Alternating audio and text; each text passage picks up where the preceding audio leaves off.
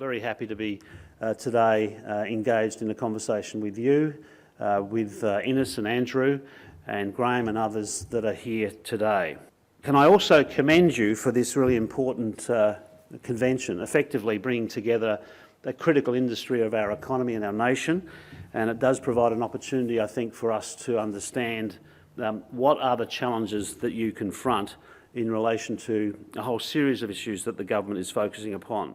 I'm here to listen to your needs because, as I think Graham said earlier, it is true that I think the industry must lead the way, but governments should act as partners to industry to work together to deal with some short-term needs, but also structural changes that are required. Manufacturing, of course, made up about a quarter of our economy 50 years ago, and it's down now to below double-digit figures.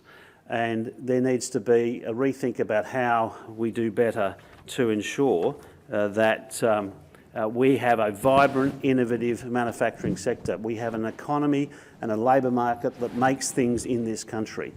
And so my message to you today is to ensure you that we are a government that wants to see a vibrant, larger, diverse, innovative manufacturing sector. I certainly would like to hear the insights, reflections and recommendations you have as to how the government should work with you to see those objectives realised.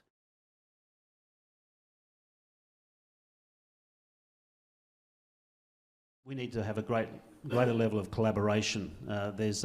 Whilst it is true to say that the vet sector is provided by state and territory governments, it's a compact with the Commonwealth. The funding, obviously significant funding, comes from the Commonwealth. And so the ministerial councils I convene in talking to the skills ministers of each jurisdiction need to make sure that we're working together. In terms of the provision of skills, the provision of training in the vet sector, we need to have a compact, we need to have an agreement with all of the governments, but the agreement itself has to be advised by industry. So you have to have, and I go back to the point, whilst government's providing these skills, we need to have a proper dialogue with sectors of the economy that actually inform us as to the needs of their sectors.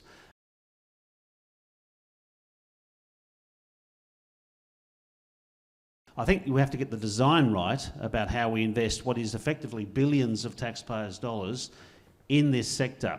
But can I just be very clear on this, JSA will also be informed by universities. So whilst I have the portfolio, the vet portfolio, Jason, my good friend and colleague, Jason Clare, the education sector is equally as important, if not more important in some areas of the economy. So just so people fully understand, JSA will be informed by employers, unions, state and territory governments, but also the vet and higher education sector generally.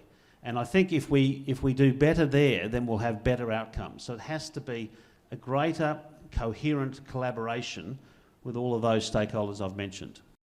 What do you think is behind the collapse in completion numbers? The completion rates for apprenticeships and trainees are less than a third of what they were in 2013. What is it that is driving that? The completion rates now are down to 55%. Now that is just not good enough. Some things stand out that are pretty obvious in terms of support for the apprentice and employers through the course of an apprenticeship. Some are more complicated about people's economic circumstances and not being able to maintain the apprenticeship because they can't afford to stay in that job. They have to find a higher paid job, even if it's not going to lead to a trade qualification or a traineeship. What is the way that you think that the skills system can best respond to industry needs? We are now in low unemployment, so quite frankly, young people have more choice. They've had more choice now than they have sort of had in generations almost. That's an impact, and that counts. Two is we've just gone through COVID, massive disruption, a lot of industry hugely disrupted, which has impacted on training, on sort of businesses being open, what businesses do. Young people are different, have different expectations. They want things to happen more quickly. They want things to be more responsive to their needs and their expectations. And I think that's something we have to look at, that goes to how the system works to make it attractive to young people. And that's a whole conversation. That's a whole conversation. The issues are, as the Minister said, multiple and quite variable. But what I've noticed, and this has a personal resonance for me because my son's partner is undertaking an apprenticeship. She's just got to the point now where she's finished, where she's finished with the employer that she was with because she wasn't supported properly. And I think the problem that we have is that, especially for young women trying to enter into apprenticeships in traditional trades, is that it's a very sexist industry. And the thing is that I think that we don't have the support mechanisms, and you end up with a situation as my son's partner is confronted with, where there's no support mechanisms, and even though she will resume, I hope, her apprenticeship very, very soon, the fact is that she's there's nothing there to support her in trying to go from this employer who she ended up not being supported by to another employer. She actually has to do that herself. Yeah. And that process has to be pursued, in my view.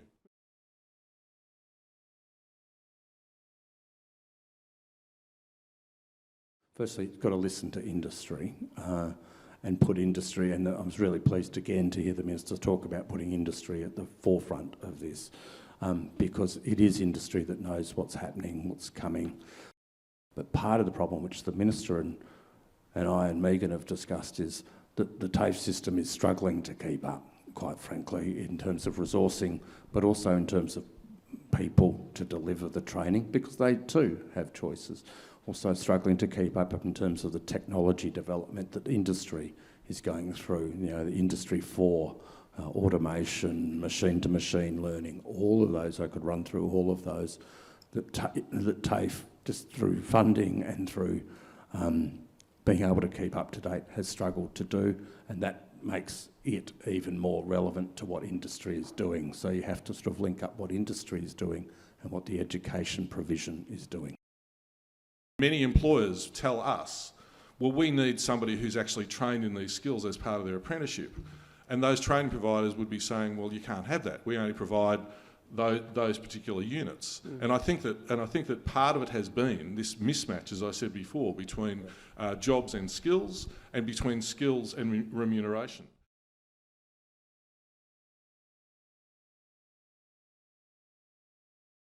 R&D is critical for manufacturing and other sectors of the economy. So you can join the dots here. If you don't invest in R&D and you invest less in skills, then it's going to be very difficult, even for a sector of the economy that understands its challenges. If it's not partnering properly with governments, we need to keep our talented people here. We need to invest in R&D more effectively.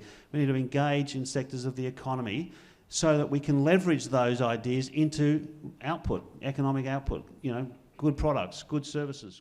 We need to draw together, the vet sector, universities, to be working very closely with industry. So there's been, I think, a disconnect and a lack of interest, a lack of engagement. And I think, I'm not saying we can fix all of those things or fix them overnight, but they're the things we have to focus on. Not just government, industry, government and others.